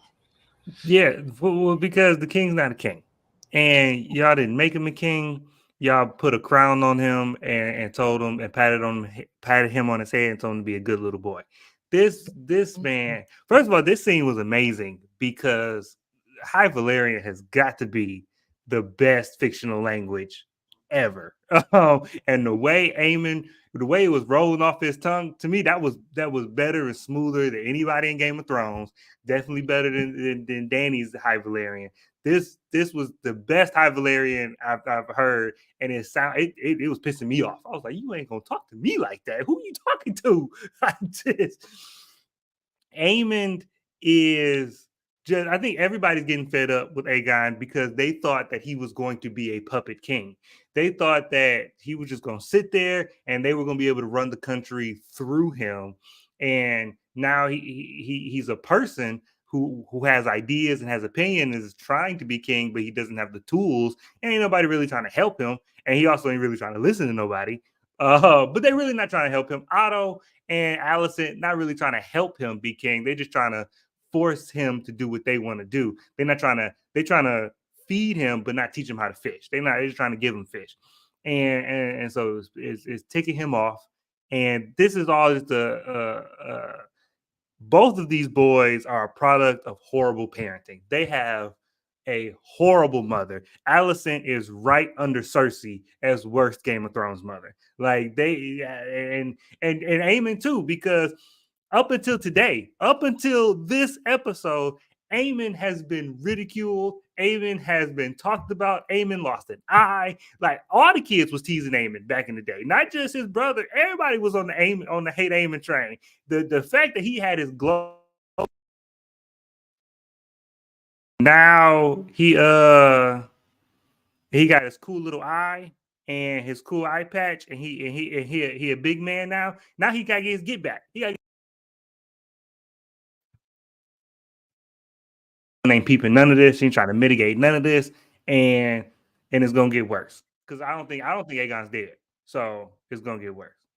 Yeah, he not from all that I hear, but we're definitely going to get into it. Did everyone answer this one? Everyone answered that one, I think. Oh, Lord. Damon's losing it, okay? And he's got a new girlfriend. And I spelled, y'all, I meant witch, WITCH. I can't spell, so don't come for me in the in the chat. And I was like, is she a witch or is she a raven? Because I was like, is she a warg? She talking about she wasn't supposed to be a woman. She's supposed to be a tree owl. She's making concoctions for him to drink. She's telling him that sleep is thin here, that he is sleeping in the heart tree, right? The trees that talk to people. And that's why he's having the crazy dream. She knows all about it. And yet he takes the cup and sips forgets he's in a meeting, forgets he done called the Blackwoods to come and meet about a possible allegiance. He done met with the Tully boy and made the Blue boy cry because he didn't have no power. Y'all, it was a lot going on at Harrenhal at this moment. Dom, I'm gonna start with you. What you think of Alice Rivers? What you think? Oh, we can't hear you. Oh. Now we can. You hear me now? Yes. Okay. Women can get a man to do anything. And because it was only because they said he's been there a fortnight. So 2 weeks ago, you would eat dinner here. But this one woman who couldn't be more of a witchly type of person if she had a Slytherin robe on. Like she dressed in black, she got black hair, she talking in riddles, she's saying crazy things. She only went up in the middle of the night just making stuff. You don't drink that, but she talked to you nice, and you ain't had none in a while, and so you gonna drink it. This is Damon. I love Damon, but women be his downfall, and I just. This gonna be the reason she gonna be a self-fulfilled prophecy because she told him he was gonna die here, and she gonna be the reason why. And you like it. I don't dislike her. I dislike how Damon is already falling for it. Like she didn't even really have to try. He loves it. He likes her freak. Anybody gonna match my freak? Absolutely. They feel like they match each other's freak because he was like, "You're a strange woman," but you like that strange woman, Damon. See, it feels like you got something to say. What say you? I'm just gonna clock it because this man ain't loyal for nothing. He ain't loyal. And before we make the Corliss comparisons, Corliss would not. He do what he do overseas, but he ain't gonna be overseas talking smack about his wife. Damon over there in this other place, high key talking smack about Rhaenyra a little bit, pretending to be the king, and now he about to cheat on his wife. Come on now, this man ain't loyal for nothing. And if she's a witch. Or even, I don't know what she is, but I know she got some power. And I know she ain't afraid to use it. And she's some sort of vixen seductress out here because he is definitely falling for whatever it is she's selling. And I want to know what her angle is. I want to, why? You know, what's going on? What kind of bone she got to pick with the blacks? That's what I want to know. With the blacks. With the blacks. That's crazy. With Team Black. That's what I want to know. Because there's something there. Oh, I think she just don't like Targaryens. Oh, okay. Yeah, I mean, but she's a she wears many hats. Apparently, she's the new Maester. She deals with everything in the castle as far as Harrenhal, the sickly people, all of that. Kay, what do you think about Alice Rivers and Damon wanting to get them draws? We know he wants it. And they're gonna have some weird sex. We just know that already. Damon just every second he keep talking to her, he is just bringing his foot closer and closer to the grave. Because why?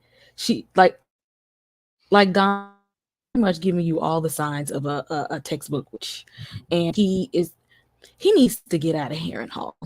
It's not doing it's making his mind in a place where it shouldn't be, and this ain't the time for that. Okay, we're at war right now, Damon. We need you to be all of your normal self and get the hell up out of there, because the longer he stays there, he is going to go mad.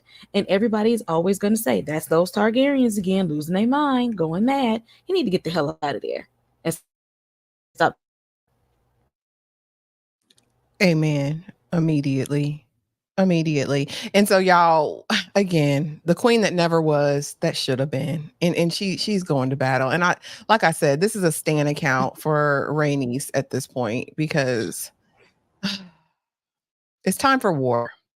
And this was actually one of my favorite scenes of the episodes where we got to see Aegon and Sunfire and Rhaenys and Meleys and just the bond that a dragon rider has with their dragon. I thought this was so adorable because, Aegon's goofy. He tipsy.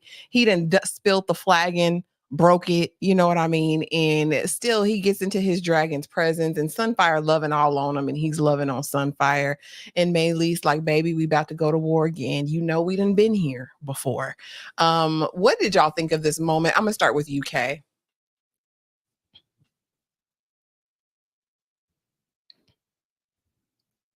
You're muted or frozen.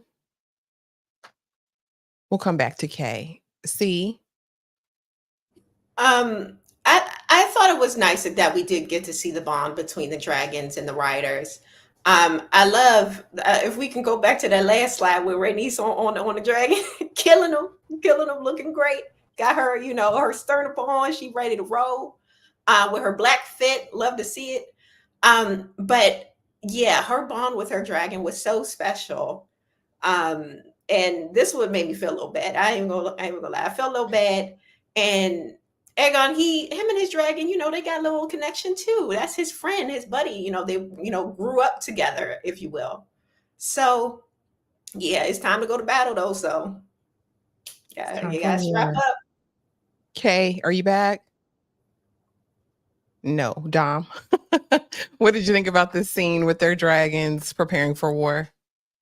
This was such a heartwarming scene, even on both sides, and it shows that, and this is where the show shines in the sense that it separates itself from Game of Thrones, because in Game of Thrones we were with all the different houses, we were all the different people, but here every side is the Targaryen adjacent side, and so we got. So regardless of the division, it's like Rhaenys said in the last episode, where the war gets to a point where we forget how it's. You're cutting out. Your sound cut out, Dom.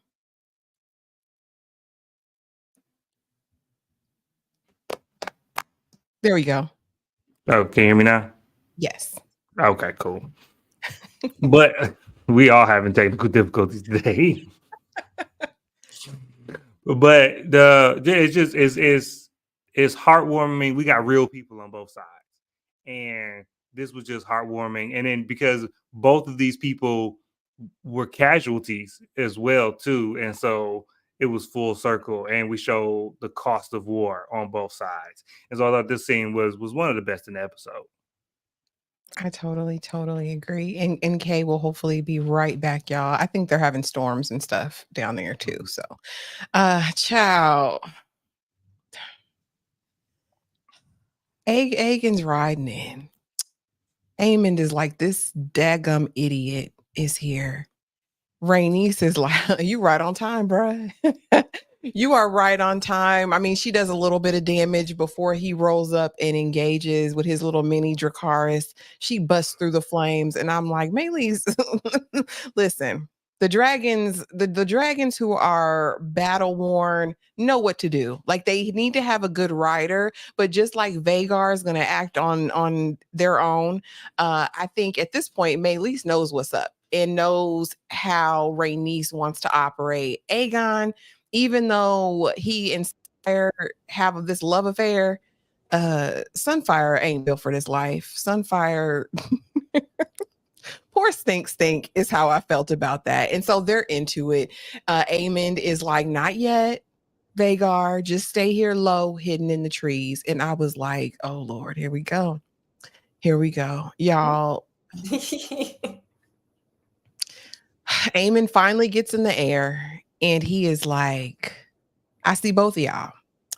This is the opportunity that I've been waiting for a lifetime, because you shamed me for my micropene and my grandma hoe, my granny hoe, right? I feel a certain type of way.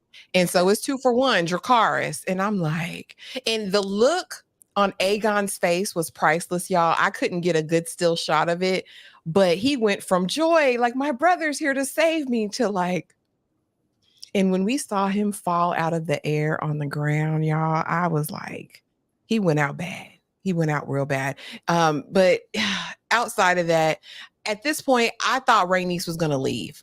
Because when Vhagar and Aemond fell back, I said, oh, this is your prime time. You're over the water, Rhaenys. Go home, girl. Let's regroup for another time. Let's live to fight another day. But she didn't. And she went down like a G, you know what I mean? Fighting for the people. She burnt some stuff up on the way out, but so did Sunfire and so did Vhagar. They killed a lot of their own people, mass casualties. Dom, I'm gonna start with you. Or no, Kay's back. Kay, I'm gonna start with you. What did you think about the dragon battle, Aemond's decision, and Rhaenys's passing on? this was everything I was waiting for. And I think Rhaenys knew she was going into battle. She knew how hard it was going to be. I think what she wanted to do was if she knew she couldn't take them by herself, she wanted to harm them and weaken them so the next people can come along and do something. She said, as long as I get a few taps in to make it. And Aemon ain't. Aemon, if it was that, Aemon was playing the long game. Aemon playing the long game. And poor Sunfire, he wasn't ready. Sunfire was not ready for that battle. Drunk drive, having Aegon out here drunk driving. But who let him do that? Where was his King's Guard? Why they let him out the house to do that? His mama did it. His mama told him he wasn't ish, wasn't ever gonna be ish, not to do nothing, and so that's why he decided he needed to do something. Dom, what did you think about the battle? This was my favorite part of the episode, if I can be honest with you. I loved it. Oh yeah, this is where Game of Thrones. This is where all that budget go. This is where all that good Game of Thrones money go. And this was great because this showed war in a different way than we've ever seen in Game of Thrones. Because this isn't one side versus another side where it's very easy to tell who's who, and we can tell who's winning and who's losing very easily. Like, this was chaos. And especially as soon as the dragon, when Vhagar was stomping on people, and I'm like, wait, what? That was they people. He just stomping on everybody. And because dragons don't care. Dragons don't care. They like, I'm trying to burn stuff and eat stuff. And when once Aemon said, well, hold on, we ain't gonna go just yet, I'm just like, oh, it's over with for my boy Aegon. I thought he was, well, I don't think he's dead. But Aemon definitely took his opportunity. And Aemon been waiting. He's been waiting patiently for an opportunity to supplant his brother because he knew his brother's a mess up. And he was waiting for him to prove him right. And I think this was a great opportunity, and he took it. And it was great. But Aemon, and he really needs to thank Aegon, because had this boy not showed up, then I don't think Aemon is coming out of this. I think they both. I think Rhaenys dies regardless. I think she would have died regardless. But I think that she would have took Vhagar, or at least Aemon, out in this battle. I don't think that Vhagar would have won. I think he would have been wounded. He might have died, and Aemon would have died if it was just him versus Rhaenys.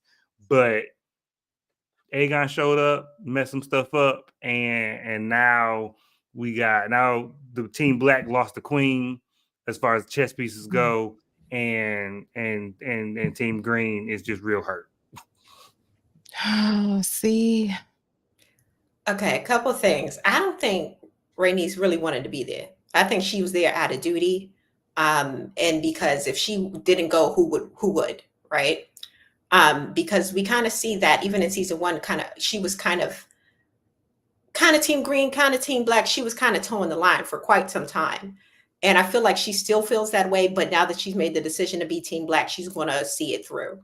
I also think that poor Sunfire, her and Aegon got the same energy. They just there to drink, have fun. They ain't really about that wartime like that. And it's a shame that he done dragged poor Sunfire out there because she wasn't prepared. She wasn't ready. And it was a mess. And him going out there, I know we want to blame Alicent, but that ain't nobody's fault but his old raggedy daddy, unfortunately, because the same way he was bringing Rhaenyra in these rooms, he could have been bringing Aegon in these rooms just in case. You got the heir and the spare either way. If it was Rhaenyra, it should have been the heir and the spare. But he was so focused on Rhaenyra, who's still out here making these stupid decisions like she wasn't in the room with her daddy when he was making, being king. It's really a failure of the father more so than a failure of the mother, because as we see, they don't even listen to Alicent anyway. So had she had been like, oh yeah, baby, you can do whatever you want, he would have just like, shut up, mom. I hate you, mom, like he liked to do. So but I do love Vhagar. I didn't like him at first last season, but the more I see this dragon, honey, the more I love him, because he just out there on the battlefield doing what needs to be done. He don't even be moving his wings like that. He just be one swoop Baby, And only Vagar got holes in every single wing. I'm like, how is Vagar still airborne at this the point? strength, Vagar have been through. determination. That's what's keeping him in the air. He's battle Oh my ready, God. bloodthirsty. I love it. Lord, Vagar. And I just want to know, is this the reason? What is the reason? Was this the reason, Kay? We bringing back a slide from last week. Was this the reason Aemon said, let's just do a 2-for-1 deal. Let me take my brother. Let me become a kinslayer. Was this the reason? That was the last straw. Was the reason. That was the last straw right there. He was thinking it in his mind the whole time. He was like, I'm gonna do something, but that was the last straw. And oh my, and then Sir Crispy out here telling everybody in the field, look, our king has come to fight with us. Boy, to do what? Fight and do what? What did Aegon do? Sit down. You just wanted to put your words in something to make it seem like you had this planned out in the beginning. Him and Aegon need to go sit down somewhere. Immediately. See, was this the reason? I feel like it's part of the reason, but the real reason is he made him deny his wife in front of everybody. That's the thing. His old grandma girl, that's the love of his life. The love of his life. And the fact that he had to deny her, that's what did it. Granny That's ho. what did it. That's what did it. Granny ho, Dom. Was this the reason? This was the straw that broke the camel's back. This was when he was walking away and you saw him have his chin up. Can you hear me? Mhm. Oh yeah. When he was walking away and he had his chin up, he was looking, he was like, okay, that was it. That was your last one, boy. That was your last one. That's all it was. So now he that was it. So now it's time.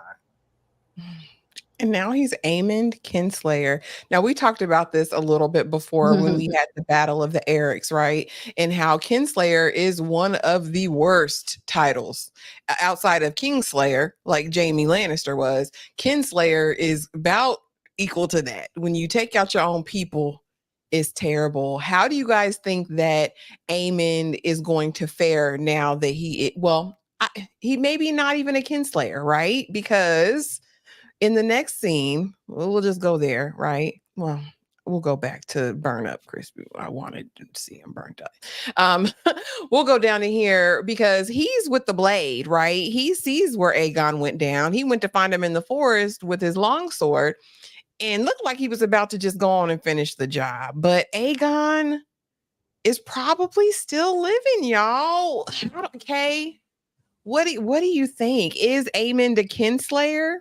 Or is Aegon still alive? Either way, they're gonna blame it on Rhaenys. Okay, they ain't gonna say Aemond did. Either way you spin it, they're gonna say it was Rhaenys' fault. They're gonna say, "Oh, Aegon, that wasn't me. That was Rhaenys." And if he died, "Oh, I didn't do. Rhaenys did that. That's why I used Vagar and I went and I got her. I killed her because she shot down my brother." They're gonna spin this to where his hands are clean. But I really hope that Aegon is still alive out there to tell the truth. And he need to go out there and tell Otto. We need Otto at this moment. Because the house is awry. Will Aegon be able to talk? I mean, Dom? See, yeah. If he made it. Yeah, this is what I think. I think he is, because I think what happened earlier in this episode kind of set the precedent for what we're going to see later. Because when we were in Harrenhal, and we were talking, and Damon was talking to the Tully boy and was talking about how people not supposed to move when their lord is like without their lord's blessing, regardless of the condition of the Lord. You're supposed to move when the Lord say so and not before. And so I think that this is what's going to happen to Aegon. I think Aegon is a crispy chicken, and he can't talk, he can't move, he can barely breathe. I think he's gonna be bedridden, and I think they're gonna keep him in the Red Keep. Well done, and then now I think Otto's gonna come back, and now because now Aemond is because really he did what his mom wanted him to do. Because now he's gonna lay there and do nothing. He's gonna be a king that is gonna sit there and do nothing. So now everybody else can run the country like they want to. Just like Viserys laying there like the Crypt Keeper doing nothing. Exactly. He's gonna be just like his daddy. And now Alicent And that's why I don't think nobody's gonna know. I don't think nobody's gonna know what Aemon did until maybe later. But they're gonna go home and they're gonna be like, "Oh my God, it's so terrible." And because Crispy Cole is, even if he know, he's not gonna say nothing, because without Aegon, he loses all of his power. Without Aegon, he's no longer the hand. Without Aegon, he's probably not the King's Watch, definitely not the head of the King's Watch.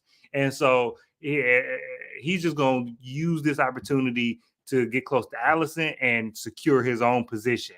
But yeah, I think Aegon is a vegetable, and we just going to move through him and act like he's saying stuff. Okay. Well, I mean, I like blame it on Rhaenys. I think that's the lie that will carry both Aemond and Crispy back as heroes. You know what I mean? Unless somebody said it in the comments, unless Gwaine tells the truth of what happened. You know what I mean? See? Yeah, you didn't see nothing.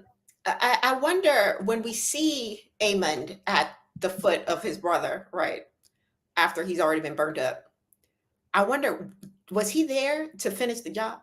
Yeah, And Crispy came up on him, or was he contemplating, kind of like having his, just like laughing at him, that, yeah, you were talking all this big mess about me, and look at you now, you got what you deserve? Because I feel like there's this escalation of Aemon's violence. We see in season 1, Vhagar took out the little boy, and that wasn't necessarily what Aemon wanted to do. He was shocked by it. We also see that in this episode that he's, got his brother got his just desserts, right?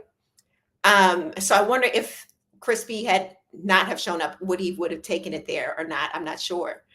But I do feel like if anyone were to find out what he did, they would be upset, but they also feel like Argon wasn't prepared to be king anyway. So he kind of did the kingdom a justice by doing it, because you got this boy who's unqualified out of there, right?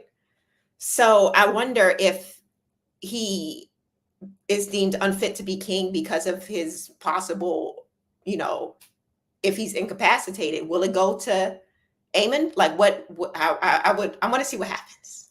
I think they rule how they ruled in Game of Thrones, right? When the kids were too young, Cersei ruled in their stead with the hand of the king. So if he's incapacitated, I don't think they'd even tell the small folks.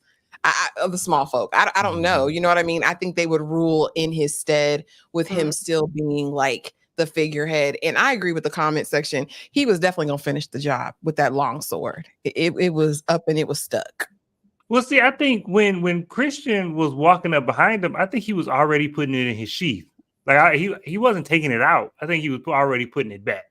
Now he might have picked up the dagger and finished it, but I think he walked up with it already out and saw that Aemon was kind of crispy already, and was like, "Oh well." I think Aemon thought that he was already dead.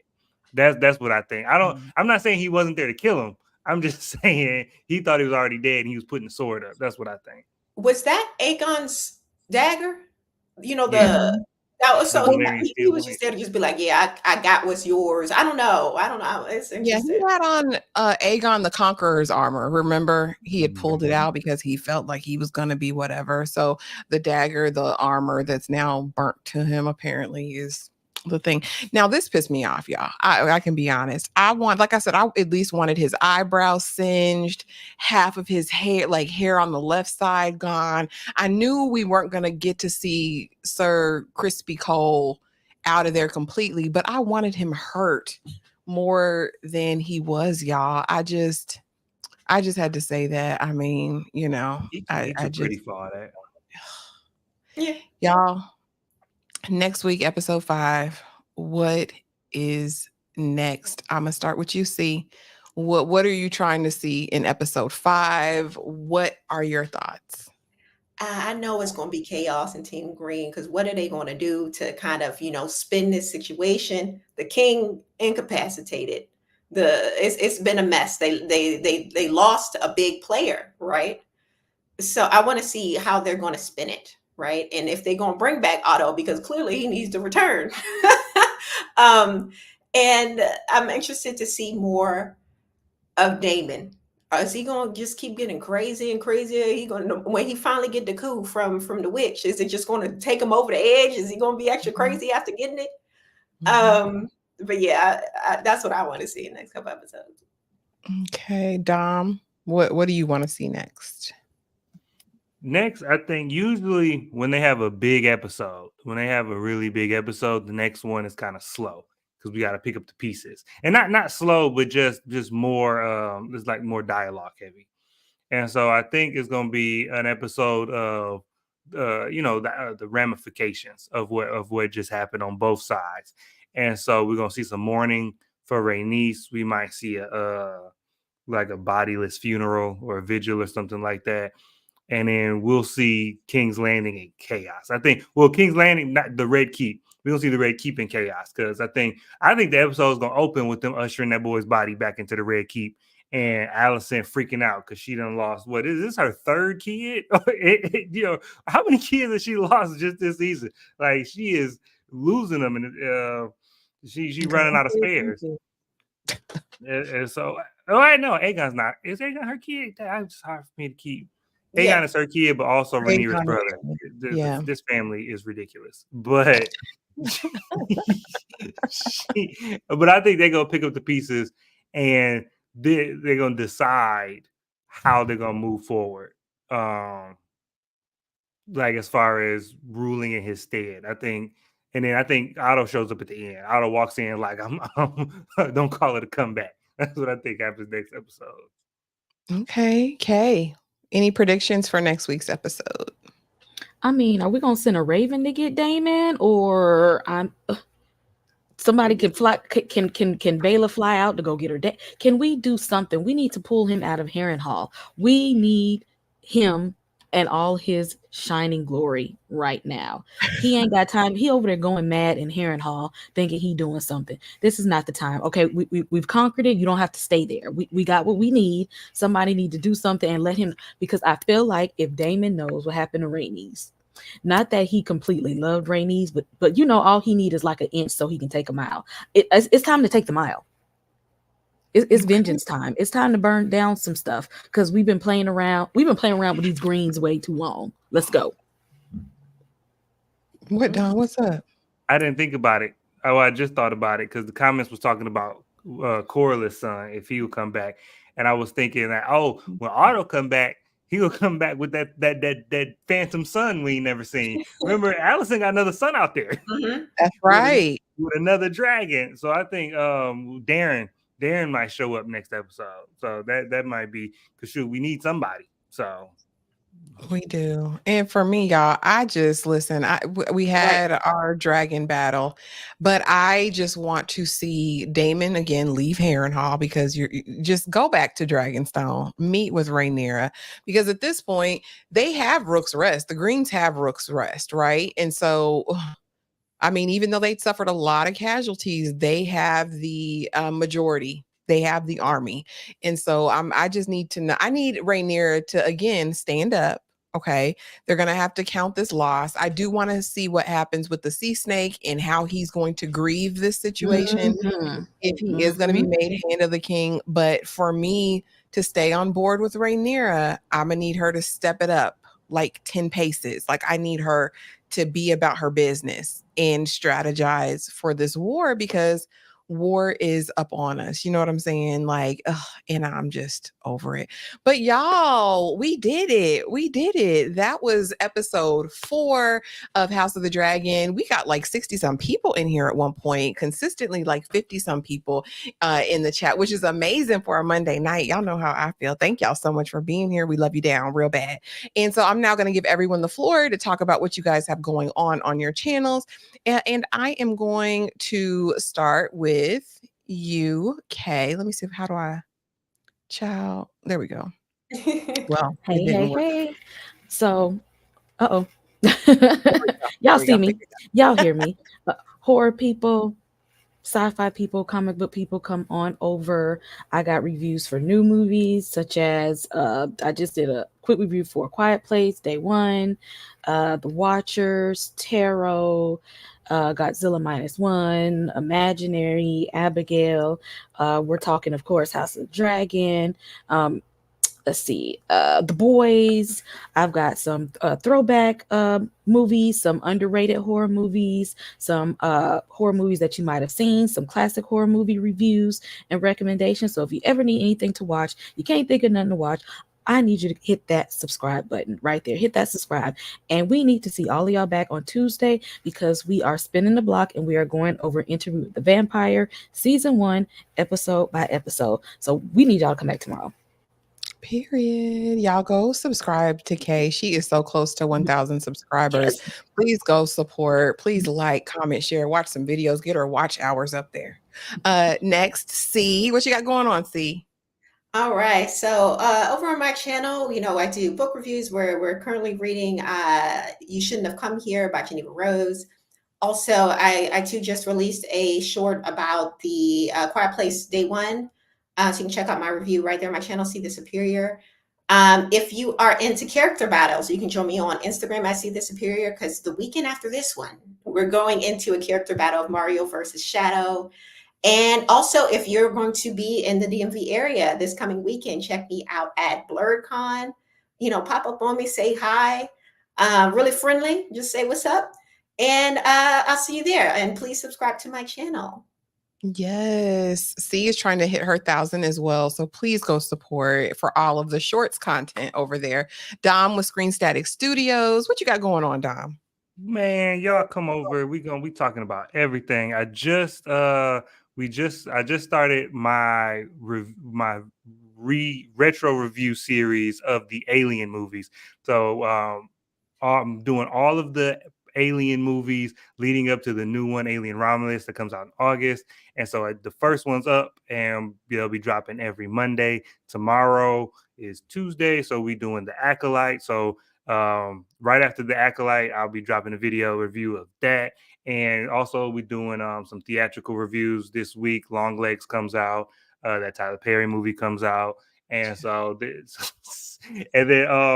and then we just got all kinds of stuff this month. That Twisters movie comes out, Deadpool and Wolverine. I'll be there for that. So movie reviews, TV reviews, and sci-fi, everything. So come on and subscribe. Absolutely. And thank y'all for being here. Y'all in the chat, give a shout out to all of these wonderful content creators, and please help them reach their goals. Everyone's trying to get to 1,000 subscribers. So please go on over, like, comment, share, do the most on their pages. They are creating wonderful content. And thank y'all for being here. Y'all showed out today in the chat, and we love you down. For real, for real. Don't forget tomorrow night, Interview with a Vampire, season 1, episode 1. And if you didn't, go check out my recap that I did on Sunday, because you know I got to do a recap for everything. But you guys, we appreciate y'all being here. Thank you so much. Have the most amazing night and be safe, and we will see y'all next Monday. Good DNA test turns out I'm 100%. Even when I'm crying crazy, yeah, I got boy problems. That's the human in me. Bling bling.